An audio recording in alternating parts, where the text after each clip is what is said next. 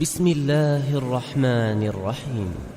والفجر وليال عشر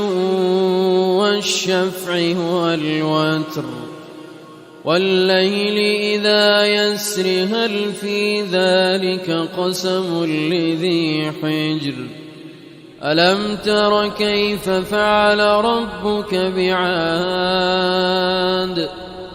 إرم ذات العماد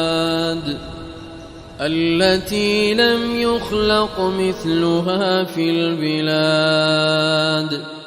وثمود الذين جابوا الصخر بالواد وفرعون ذي الأوتاد الذين طغوا في البلاد فأكثروا فيها الفساد فصب عليهم ربك سوط عذاب إن ربك لبالمرصاد فأما الإنسان إذا ما ابتلاه ربه فأكرمه ونعمه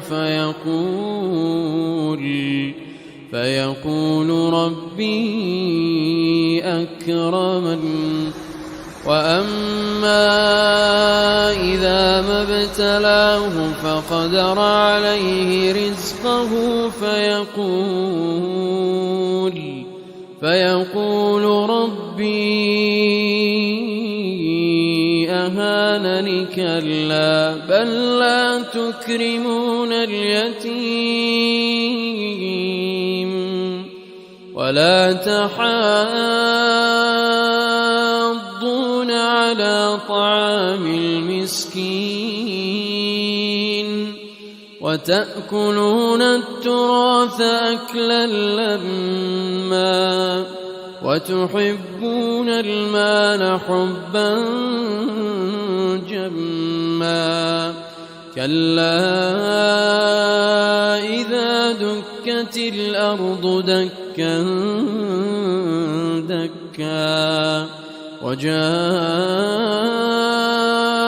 ربك والملك صفا صفا وجيء يومئذ بجهنم يومئذ يتذكر الإنسان وأنى له الذكرى يقول يا ليتني قدمت لحياتي فيومئذ لا يعذب عذابه أحد ولا يوثق وثاقه أحد يا أيتها النفس المطمئنة ارجعي إلى ربك راضية مرضية فادخلي في عبادي وادخلي جنتي.